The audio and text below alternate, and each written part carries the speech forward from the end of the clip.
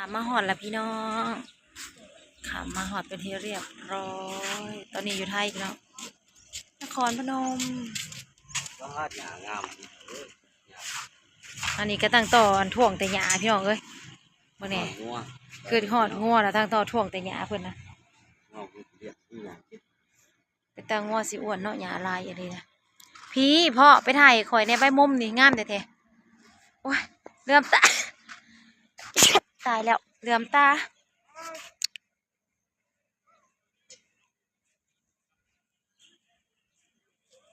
งามแห้งพี่น้องเบิ่งแคปเขาก็ได้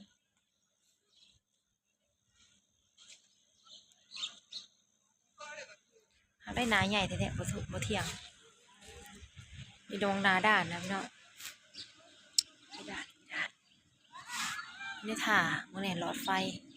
โคมไฟสำคัญกับถ่วงเมื่อคืนนี่อยู่ถ่าแขกถ่วงโคมไฟรถเพาะวันนี้เขาจะออกงานไปกับสาวขวัญแล้วก็บ่าวน้อยไอ้น้อยพี่น้องน้อยใส่น้ำซี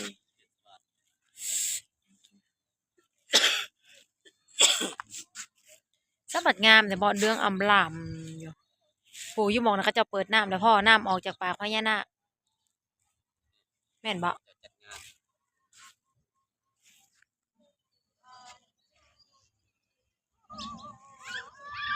คนบ่ได้นอนนะพี่น้องมันก็เลยแบบขี้ลายแฮงทำไมไม่สวยเลยอ่ะ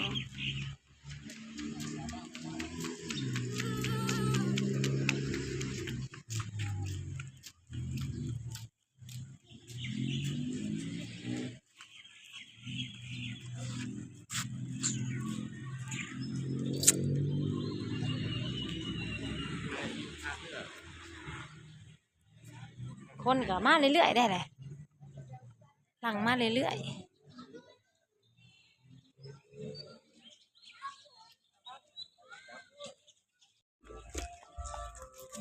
นี่เฮาได้แว่นมาใส่กันแสงนะพี่น้องเอาแว่นตากล้อง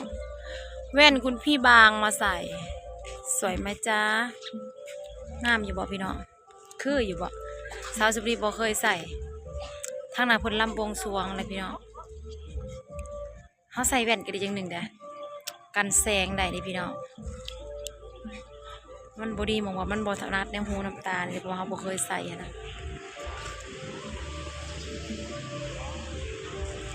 เข้ากับหน้าหนูไหมอ่ะ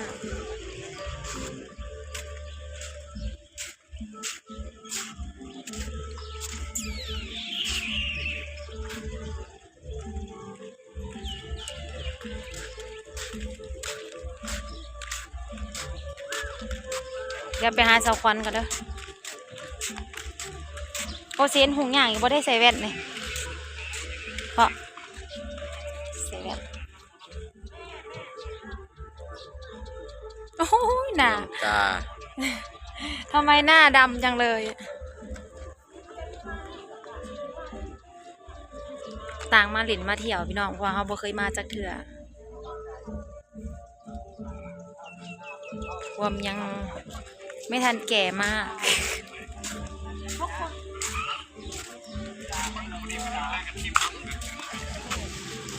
สาวควันยังแต้มตาอยู่พี่น้อง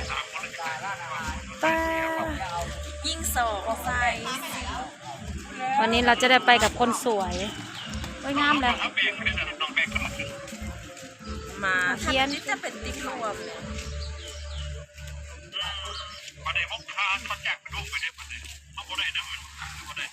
มันจะมีนายหน้าครับอีตัวหางเลยทำประกันให้พวกคนไทยครับ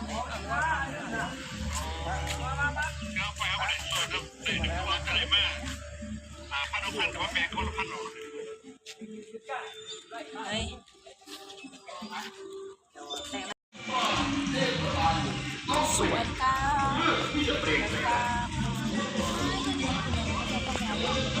มันก็รอถึงก็เลยเมื่อยนั่งเมื่อยหาให้หน่อยเขามาหาสภาพมันก็รออยู่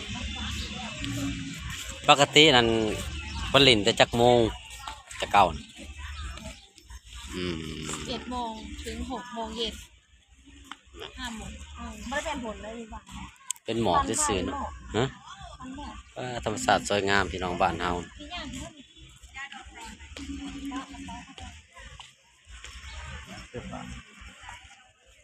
ใส่สูตรใด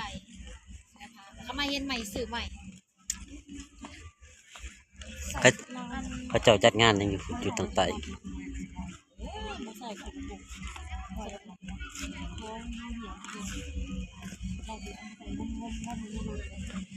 บ่เห็นเลยวะ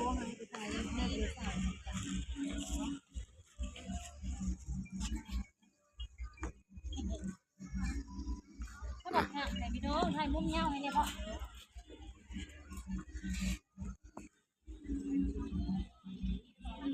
เอากล้องตัวนั้นจะสวยงาม มาแล้ว มาเลยถ่ายไปทางนี้ด้วย เพิ่นจัดงานในทางใต้นะ เดี๋ยวเพิ่นก็ลงไปเลยอีกแล้วเพราะว่าอายุใหญ่กว่าเพิ่น3 ปีว้าวฮีน่ะเสือสงกรานต์กับบ่อึดนี่อ่ะ ใช่ ซื้อเอาเลย เด้งดึงก็มีมาหอดวัดเลยพี่น้อง มันเป็นจุดเดียวเนาะ บ้านท่อง วัดบ้านเวิร์นบ่อ้าย วัดพระบาทเบิร์นป่า พระบาท วัดพระบาทเวิร์นป่า คนมาแสดงว่าปลาลายหิน ครับ มันเป็นหินเบิร์นมันมีปลาปากขยาปากครับ ข้างอันนี้เป็นวัดป่าอย่าคือวัดป่าอย่าคือวัดป่านี่ อันนี้สถานที่ขึ้น เป็นหอม ลอย เพิ่น พุทธ อยู่ บาทไปนั่น อ๋ออันติดริมโค้ง ครับ คล้ายๆคือวัดป่าวัดหยังนี่ เนื้อที่ กว้าง ยาว ใหญ่ ว่า อะ ตาม ลิ ริมโค้งเลยว่ะนี่ ผู้ที่ เพิ่นเฮ็ด คนยังบ่มาถึงตรงนั้น ท่านเลยมีคนสำเนาะ ครับเดินที่ขึ้นไปแล้ว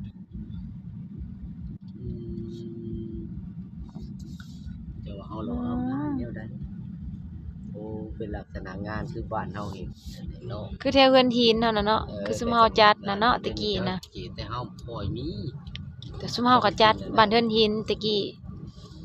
กงผานังเฮือนหิน ปีนี้กงผานังนี่เวทีบ่นี่นะ แต่เขาบ่ทันได้เลิกกะ เวทีเฮาโอ้ยถือเห็นแต่เอาเวทีบักใหญ่หนึง โอ้สิเป็นวิธีกลางไว้อยู่นี่เลยเนาะ ครับผม เป็น ป้าง านต่างๆกัน โธ่น้องนางหางเครื่องก็มี ห้องนั่งหาเครื่องมาเลย เฮ้ยเนาะ เรียบพร้อม เตรียมเล่นสงกรานต์นะจ๊ะเป็น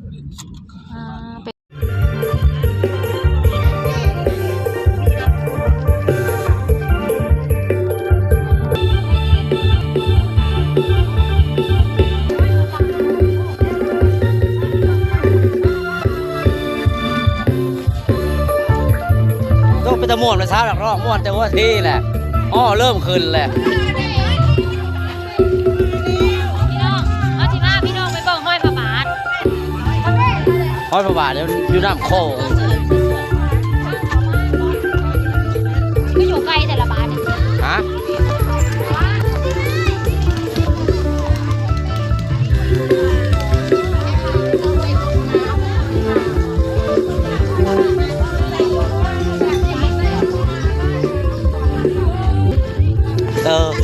ขากอลี ไกลเติบเลย ฮะ เสื้อก็อยู่ไกลแต่ละบาท ครับตอนขี่รถก็ยังใกล้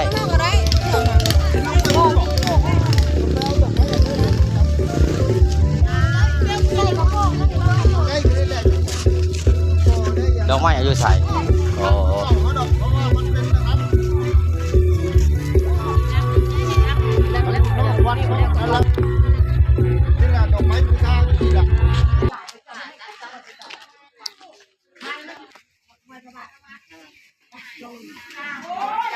อันนี้เป็นยังไง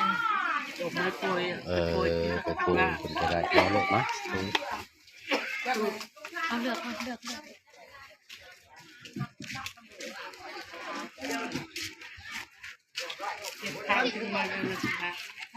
ขาด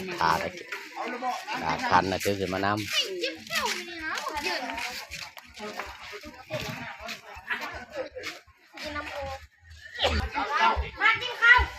กินสามเทื่อแล้วครับ บ่ได้ หรือมุยสิ เป็นนักร้องบ่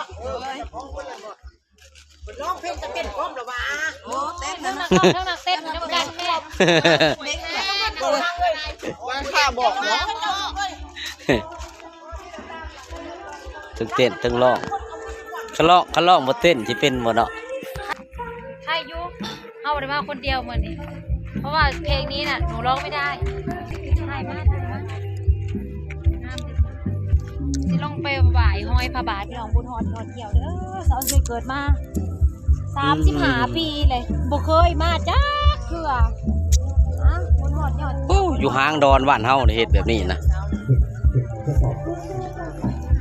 ไม่มีเรื่องเลยไล่ดอกไม้เด้ถึงมากใส่เก็บ โอ้อ้าวเลี้ยวเห็นครัวบาดนี่ แม่เล่นสะพาน โอ้ ออกมาครึ่งหนึ่งเลยนะ เครื่องสะพานเครื่องครัวเครื่องแม่น้ำคลองเลยโอ้แบบนี้อยู่บ้านเฮาน่ะอยู่ห้างดอนก็เป็นเฮ็ดได้นะค่ะพี่น้องเอ้ยแม่นมาให้แม่งปอออกช่วงนะโอ้มันอยู่ใกล้ๆครัวนี้เนาะ กอกครัว มันกล้องครัวเทิงครัว แคมครัวเขาว่าในกอกครัว เทิงครัวโอ้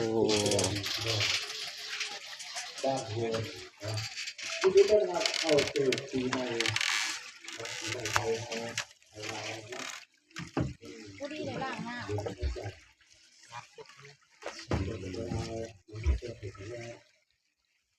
มีคำไหวกันนะ เห็ดไงเป็นข้าวเห็ดไง